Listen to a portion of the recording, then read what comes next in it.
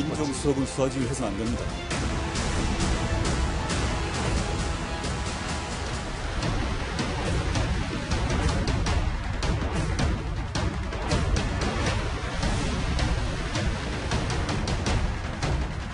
이번 사건은 한마디로 말해서 3인 성호인 세 사람이 이걸 맞추면 없는 호랑이도 만들어야 된다라는 말이 있습니다.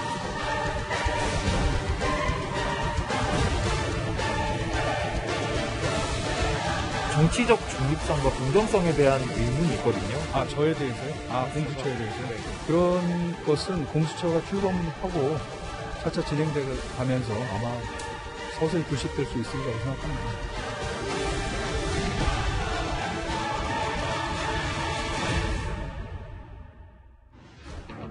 예, 금요일 뉴스탑10은 바로 여기부터입니다. 이성윤 서울중앙지검장의 16쪽 분량의 공소장에 조국 당시 민정수석의 이름이 담겨있는 사실 어제 새롭게 알려졌습니다. 수사에 압력을 낳은 과정에 조국 전 장관이 연루됐다는 건데요. 저희가 지금부터 만나볼 얘기는 김학의 전 차관 불법 출국금지 의혹을 수사하고 있는 검찰의 시각임을 먼저 말씀드리고 시작을 본격적으로 해보도록 하겠습니다. 이현정 의원님. 네. 내용이 좀 많아서 하나하나 차근차근 짚어봐야 될 것 네. 같은데 이 의혹의 발단, 그 시작은 핵심 피의자 가운데 한 명인 이규원 검사가 당시 청와대 민정선임 행정관이었던 이광철 행정관에게 도움을 요청한 게 시작이었죠? 그렇습니다. 2019년 3월 달에 문재인 대통령이 이 김학의 성비위 사건에 대해서 엄정하게 수사하라라는 이제 그 지시를 내립니다. 그 지시가 내린 지 한 닷새 만에 김학의 전 차관이 이제 태국으로 출국을 시도를 했죠. 그때 이규원 검사가 대검 이 과거사 진상조사위원회에 이제 파견된 검사였습니다. 그때 이제 황급하게 출국 금지를 해야 되지 않겠습니까? 그러다 보니까 결국 출국 금지를 하는 사건 번호라든지 이런 것들을 허위로 기재해서 출금을 시켰거든요. 어쨌든 간에 그게 성공을 했습니다. 출국을 막았으니까요. 근데 그 이후에 그 사건 번호와 이런 등등이 이제 허위다는 것이 대검에서 이제 진정이 들어갑니다. 그렇죠. 그래서 대검에서 안양지청에 수사를 지시를 합니다. 그래서 안양지청에서 수사를 하는데 그 수사한다는 사실을 이규원 검사가 알았어요. 근데 이규원 검사는 그해 이제 지금 본인이 미국으로 연수를 가게 생겼어요. 이제 그러다 보니까 본인이 이광철 당시 사법연수원 동기입니다. 이광철 그 행정관이랑 당시 이광철 민정수석실에 선임 행정관 전화를 해서 지금 내가 수사를 받고 있는데 외국에 유학을 가야 된다. 근데 이거 좀 수사를 좀 무마해주라. 라는 이제 부탁을 한 거예요. 예. 그래서 바로 이광철 선임 행정관이 그 이야기를 조국 전 수석에게 알려주고 조국 전 수석이 윤대진 당시 검찰국장에 전달하고 윤대진 검찰국장이 이현철 안양지청장한테 전화를 해서 결국은 이 사건이 수사 종결했던 이 사건인데 결국은 이제 이 사건의 출발점은 이규원 검사가 자신이 허위로 기재했던 불법적인 이 출금 계획서 이거 자체가 이제 수사가 들어오면서 이걸 회피하기 위해서 SOS를 친 게 바로 이 사건의 발단이 되는 겁니다. 그럼 김 교수님. 예. 그러니까 핵심은 이현정 의원님이 크게 한번 다 설명해 주셨는데 핵심은 이성윤 지검장 말고도 조국 전 장관도 안양지청장에게 간접적으로 이규원 검사의 이 민원을 전달했다.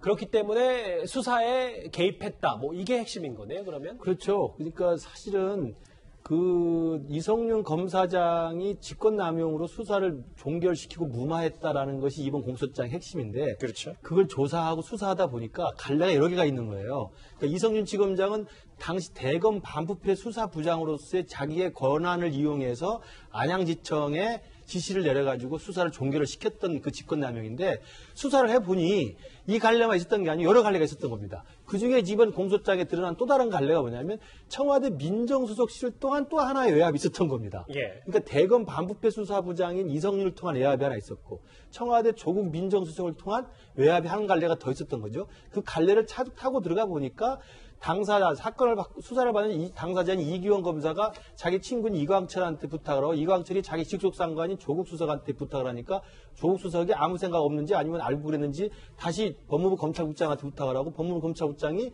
안양지청장한테 타고 내려가는 한 갈래길이 있는 거고요. 아무 생각 없진 않았을 겁니다. 뭔 생각 있었겠죠. 예. 그 다음에 또 하나가 이제 또 그 공소장에 같이 드러난 게 박상규 법무장관 관례가 하나 더 있습니다. 예. 그러니까 정말 이 사건이 웃긴 사건인 게 그 사건을 무마하고 불법으로 출금을 했던 이 직권남용의 혐의의 불법 사실을 세 갈래께서 다 막아낸 거예요. 예. 이게 참 보면 무섭기도 하고 어떻게 보면 집단적인 어떤 그 죄의식의 어떤 부재 현상을 볼 수가 있는데 그런 맥락 중에 하나가 바로 또다시 조국이라는 민정수석의 이름이 다시 전격적으로 소환돼서 이제 관심을 끌고 있는 겁니다. 예. 일단 이거는 앞서도 저희가 강조했지만 공소장 내용을 바탕으로 한 검찰의 시각입니다. 근데 최 교수님, 이 발단이 됐던 핵심 피의자 가짜 이 내사 정보 기재했던 내사 번호 기재했던 이기현 검사는 그런데 수사도 안 받고 결국 실제로 한 달 뒤에 미국 유학을 가긴 갔습니다. 네, 갔어요. 그래서 미국을 갔다 왔고요. 그래서 사실은 이제 본인이 이제 이게 사실이라는 전제에 말씀드려요. 공소장이기 때문에 검찰의 주장인 것이고 아직은 이제 재판까지 끝나지 않아서 어떤 경우가 나올지 모르겠지만 이 공소장이 기재된 내용을 근거로 말씀을 드리면 실제 본인이 이제 유학을 가야 되는데 수사를 받게 되면 상당히 어려워지는 상황이 됐고 그런 상황에서 본인과 동기 이제 이광철 선임 행정관에게 요청을 한 것 같고요. 그게 이제 지금 공소장에 따르면 조국 전 수석, 윤대진 검찰국장 그리고 안양지청까지 전달된 걸로 알려지고 있습니다. 네. 그래서 이제 아마 그 이규원 검사 입장에서는 본인이 유학을 가야 되는 상황에서 또 연수를 가야 되는 상황에서 이런 부분들이 본인한테 어려움이 오는 것을 좀 막기 위해서 이런 요청을 했을 가능성이 있는 거죠. 물론 제가 아까도 말씀드린 이거는 검찰의 공소장의 내용에 근거해서 말씀을 드리는 겁니다. 그 근거했다면 이 과정이 적절하진 못했다라고 판단할 수 있는 만약에 겁니까? 공소장의 내용이 사실이라면 왜냐하면 지금 조국 전 장관 같은 경우는 본인은 전혀 외압을 가한 적이 없다고 얘기를 하고 있어요. 예. 의견이 다르기 때문에 공소장의 내용이 사실이라면 이런 전화를 하는 건 부적절하죠. 예. 그런데 4년 전인 지난 2017년 5월 조국 전 장관이 당시 문재인 정부의 초대 민정수석으로 취임했을 때 이런 말을 했었습니다. 바로 만나보겠습니다. 먼저 민정수석으로 임명된 서울대 조국 교수를 소개드립니다. 과거 이제 민정수석이 검찰의 수사 지휘나 그 원활하게 소통을 했던 걸로 알고 있는데 어디까지 수사 지휘 부분을 하실 건지. 민정수석은 수사지휘를 해서는 안 됩니다. 예. 이도하 변호사님. 예. 그러니까 당시에 이 조국 전 장관 민정수석이 수사지휘 안 된다더니 수사지휘에 대해서 민정수석은 개입하지도 않는다라는 얘기를 하고 곧바로 공소장 내용에 따르면 이런 얘기를 했기 때문에 그래서 좀 논란이 커지는 것 같더라고요. 예. 조국 전 장관 사태로 사실 내로남불이라는 이 정권 자체가 내로남불 정권 이런 비판을 많이 받게 되는데요. 조국 전 장관이 비판받는 것도 계속 그거죠. 그리고 본인이 했던 행동에 대해서 내로남불뿐만 아니라 SNS에 올렸던 글 같은 게 이제 본인의 입장하고 지금 배치되는 게 많아서 그런데 본인은 SNS에 어떻게 얘기를 하냐면 이거를 압박이나 지시를 한 적은 없다 이렇게 SNS에 올리신 것 같아요. 근데 사실 이게 받아들이는 사람 입장에서 이게 압박이나 지시냐 이게 문제지 뭐 하는 사람은 이게 어떤 입장으로 했는지 모르겠지만 인사에 영향을 미치는 민정수석이 전화를 했을 때 어땠을까요? 그리고 그 민정수석이 뭐 또 결을 잘 알아서 윤대진 검찰국장한테 전화를 합니다. 법무부 검찰국장이 인사에 있어서는 모든 실무 작업을 총괄하는 사람 중에 한 명입니다. 그러면 또 법무부 검찰국장이 담당 검사한테 전화 걸었을 때 검사는 무슨 생각을 할까요? 이게 압박이고 지시로 안 받아들일까요? 그냥 뭐 대통령이 그런 말씀 하시던데 단순한 당부? 뭐 부탁? 이렇게 받아들여질 수가 없죠. 인사권을 가진 사람들이 하는 얘기인데. 그리고 수사를 하고 있는 거에 대해서 얘기를 하고 있으니까. 그리고 이게 지금 저희가 이성윤 중앙지검장이 대검 형사부장으로 있을 때 직권남용 사례집이라 그래서 60쪽에 걸친 책을 전국에 배포를 합니다. 거기에 이런 유사한 사례들이 나와요. 거기에 의하면 이게 직권남용으로 유죄를 받습니다. 그러니까 뭐 조국 전 장관님은 그렇게 생각 안 하실 수도 있는데요. 근데 이 부분에 대해서 법원이나 뭐 직권남용 사례집에서는 지금 그 직권남용에 해당된다고 볼 여지가 있는 것 같고요. 이렇게 되면 유죄 판결을 받을 가능성도 크죠. 그러니까 근데 전화는 본인이 전화를 안 하셨다고 말은 안 해요. 전화를 안 하셨다고 말은 안 하는데 이게 압박이나 지시로 받아들여지느냐 이 부분인데 이거는 말하는 사람의 입장이 아니라 받아들이는 사람의 입장이 중요한 거죠. 이도하 변호사님 말씀하셨던 두 부분, 김 교수님 그러면 정말 4년 전에 조국 전 장관이 당시 민정수석에 얘기했던 민정수석은 수사 지휘하면 안 된다 이 말을 본인 스스로가 이 행동으로 깨뜨렸다고 동의를 하십니까? 그렇게 된 셈이고요. 저는 조국 전 장관이 그 2019년 저렇게 그 수사를 중단시키도록 전화를 걸게 된 그 자신에 대해서 어떤 평가를 내는지 궁금하긴 해요. 왜냐하면 바로 지금 말씀하신 것처럼 민정수석이 임명됐을 때는 예전에 민정수석, 잘못된 민정수석과 달리 검찰에 전화를 해가지고 수사 지휘하면 안 된다라고 이야기했던 분인데 지금 엄연히 2년 뒤에는 지금 법무부 검찰국장이라고 하는 가장 핵심적인 채널을 통해서 바로 안양지청으로 전화가 내려갈 수 있게 지금 전화를 한 거 아닙니까? 그리고 실제로 그게 작동이 돼서 수사가 종결됐단 말이에요. 그러면 2년 전 취임했을 때 했던 민정수석 조국의 말과 2년 뒤에 법무부 검찰국장에 전화를 해서 지시 형태의 전화를 건 조국의 말은 어떻게 된 것이냐 구분을 해야 되는데 제 그냥 개인적인 사견입니다만 그 부분이 공직자가 해서는 될 일인지 아닌지에 대한 분간을 못 하시는 분 같아요. 왜냐하면 조국 전 장관은 자연인 조국, 개인 조국 교수로 봤을 때 우리가 자녀 입시비리나 이런 걸 보면 굉장히 청탁이나 이 주위의 네트워크를 동원한 아름아름 서로 돕고 돕는 거에 익숙하신 분이잖아요. 아는 사람한테 뭐 인턴십 증명서도 좀 요구하기도 하고 자기가 또 아는 사람도 챙겨주기도 하고 서로 도움을 받고 도움을 주는 이런 것이었지 않습니까? 그러니까 자연스럽게 아는 사람끼리 필요한 도움을 주는 민원과 청탁을 해결해주는 것을 아무런 제어식 없이 했던 사람이기 때문에 제 생각입니다. 그렇기 때문에 민정수석이라는 대한민국의 가장 센 권력 자리에 갔으면 그 공직의 무게가 굉장히 무거운 겁니다. 그러면 민정수석이라는 공직에 있을 때는 해서는 될 일이 있고 해서는 안 될 일이 있는데 그걸 분간 못하고 오랫동안 쉽게 살아왔던 그런 청탁 전문형 그런 어떤 인간관계에 익숙해진 게 아닌가. 설마 그랬겠습니까? 제 개인적인 이렇게 추측을 해보는 겁니다. 그래서 안타깝다는 생각이 듭니다. 이현정 의원. 네. 그래서 저희가 한번 크게 이 도식화를 시켜봤던데 그림을 그려봤는데 대검에서는 당시 이성윤 반부패부장이 안양지청에 전화를 수차례 걸어서 수사하지 말아라라는 뭐 외압을 행사했고 공소장에 따르면 또 하나 조국 전 장관도 당시 전화를 받고 법무부에 전화를 걸어서 안양지청을 통해서 간접적으로 갔다. 그러면 지금 나오는 주요 기관들이 청와대, 대검찰청, 법무부 이렇게까지 이제 많은 기관들이 동원이 됐다 이렇게 받아들여도 되는 거예요? 근데 우선 그 조국 전 장관이 본인이 압박이나 지시를 하지 않았다 이야기를 했는데요. 정확히 이야기를 하려면 본인은 전한 적이 없다라고 이야기를 해야 돼요. 자, 그래야지만이 본인은 이 사건에서 면탈될 수 있는데 문제는 압박과 지시라는 두 가지 용어를 썼거든요. 그러면 압박과 지시가 아니라 그냥 문의나 그다음에 당부 뭐 이런 걸로 할 수가 있다는 이제 말장난이죠, 솔직히 이야기해서. 저는 그렇게 이야기하는데 조국 전 장관이 만약에 이 사건 관련해서 이게 허위라면 정확히 이야기를 해야 됩니다. 나는 전화한 적이 없다. 그 사건과 관련해서 어떠한 식의 전화도 한 적이 없다. 이렇게 이야기해야지 조국 장관이 무죄가 되는 거고요. 또 이 사건이 이렇게 아까 앵커께서 그림을 보여주면 설명해 주셨는데 자, 여기에 등장하는 분들이 전부 다 법 전문가들입니다. 그리고 검찰과 법무부와 청와대의 핵심 인사들이에요. 근데 왜 이 문제, 즉 이규영 검사에 대한 수사를 하느냐 안 하느냐 문제를 가지고 왜 청와대와 그다음 법무부와 검찰이 핵심 인사들이 왜 총동원됐을까?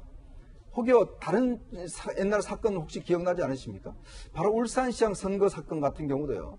바로 그것도 똑같은 구조입니다. 즉 대통령이 내 30년직이 정말 송철호 시장이 당선되는 걸 보고 싶다. 이 한마디로 인해서 결국 청와대에 있는 8개 비서관실이 총동원돼서 선거를 했다는 게 바로 울산시장 사건에 공소장에 나타난 사실관계이지 않습니까? 그렇다면 이번 사건도 마찬가지입니다. 즉 대통령이 장자연 사건, 그 다음에 김학의 사건, 버닝썬 사건 관련해서 공소시효가 지났더라도 사실관계의 어떤 증명을 위해서, 공소시효가 안 지났으면 처벌을 위해서 이거에 대해서 수사하라고 본인은 지시를 했습니다. 근데 본인은 그거를 당부라고 이야기를 했습니다. 자, 그러니까 대통령의 지시가 떨어지자마자 바로 이제 이 과거사위 이 관계에서 이 모든 사람들이 움직인 것이죠. 그래서 결국은 수사를 해야 될 상황을 수사를 못하도록 막은 겁니다. 이 수사방해죠. 굉장히 엄중한 죄입니다. 검찰의 목적은 수사를 하는 거거든요. 근데 수사를 못하게 하는 겁니다. 거기에 법무부 장관, 민정수석, 그다음에 대검의 간부들 모두가 다 연루가 돼 있어요. 그럼 이 사건의 결국 출발은 뭐냐? 그럼 이분들은 이제 아마 사법 처리가 이제 될 겁니다. 근데 문제는 이게 뭐 두 사건 모두 다 울산 사건, 이 사건이나 다 대통령의 지시로 출발한다는 게 이제 이 사건의 두 가지의 사건이 가진 상당히 비슷한 점이죠. 최 교수님, 앞서 이현정 의원도 잠시 언급을 했는데 다음 화면을 같이 볼까요?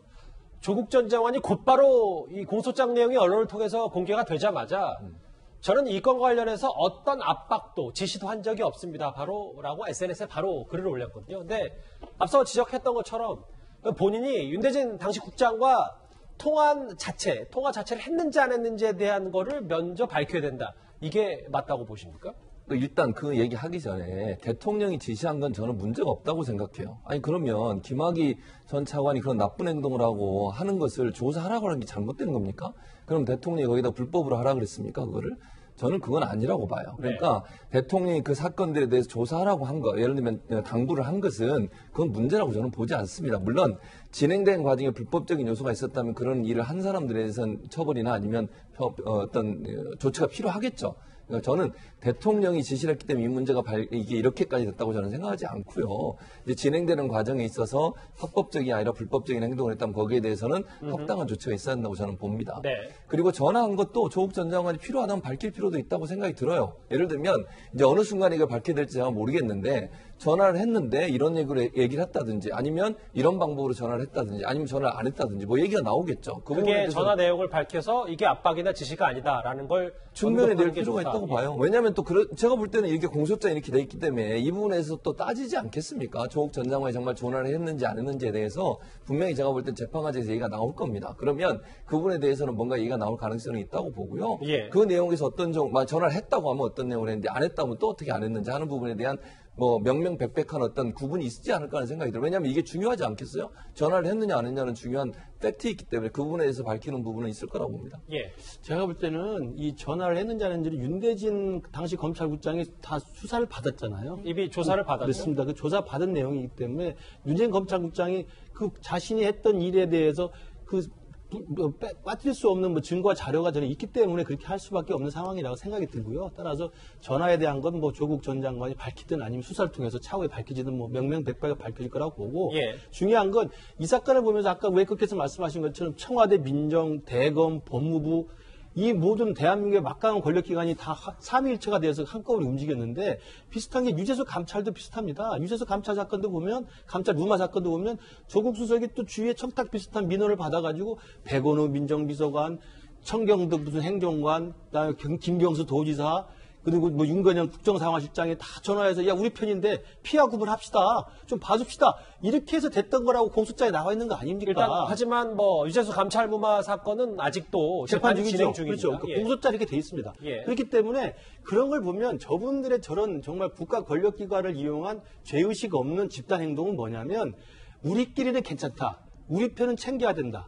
그리고 김학이라는 잘못된 범인을 잡기 위해서는 법과 절차를 어기도 된다고 하는 이 죄의식 자체의 부재 현상이 집단 내에 이렇게 만연해 있었던 거라고 저는 생각합니다. 그게 가장 큰 문제라고 생각합니다. 근데 그러한 죄의식 부재를 정당성을 부여한 게 뭐냐면 대통령의 강력한 주문이에요. 잡아놓으라. 라고 하면 당연히 움직일 수밖에 없죠. 죄의식을 느끼지 않고라도 집단적으로 똘똘 뭉쳐서 어떻게든 김학의는 체포를 해야 되는 겁니다. 알겠습니다.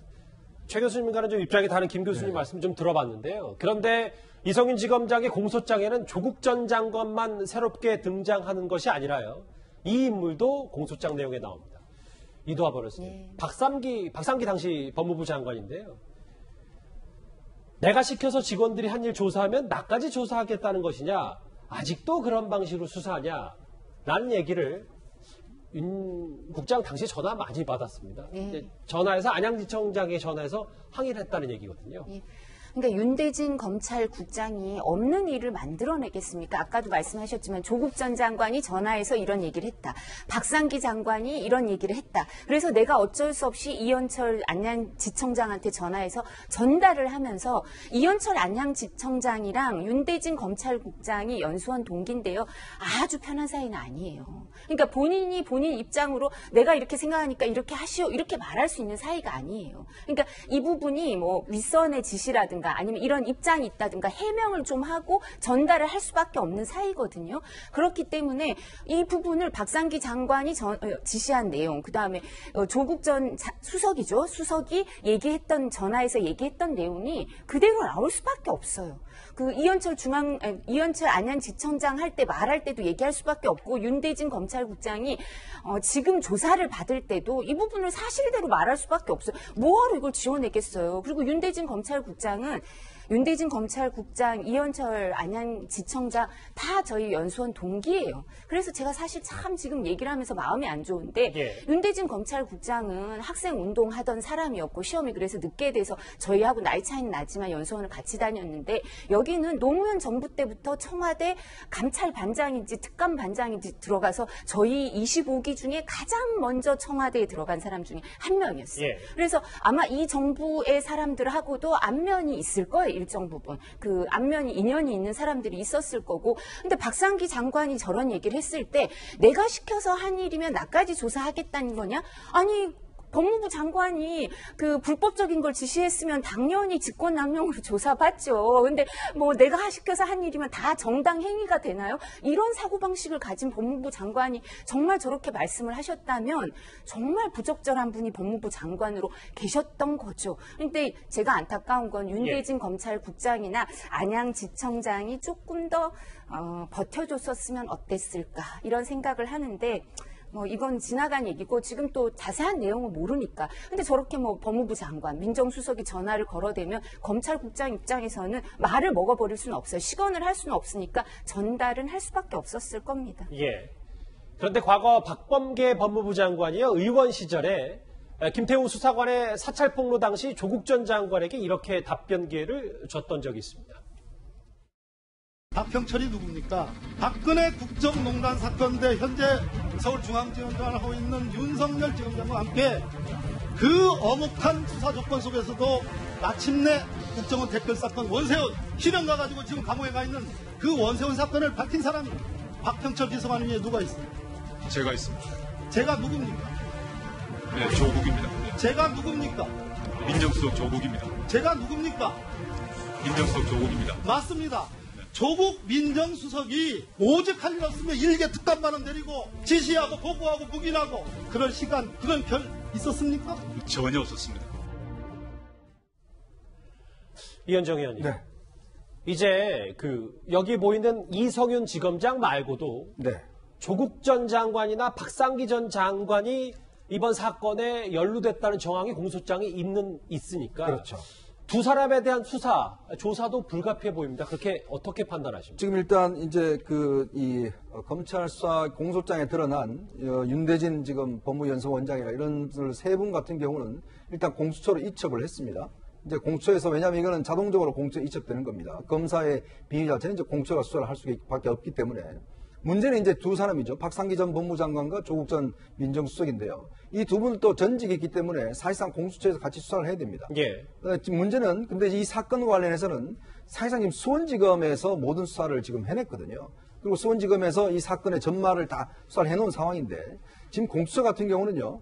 14명의 지금 검사가 있는데 그 중에서 6명이 이제 법무연수원에 수사 지금 공부하러 들어가 버립니다. 그러니까 사실상 수사할 수 있는 인력이 없어요.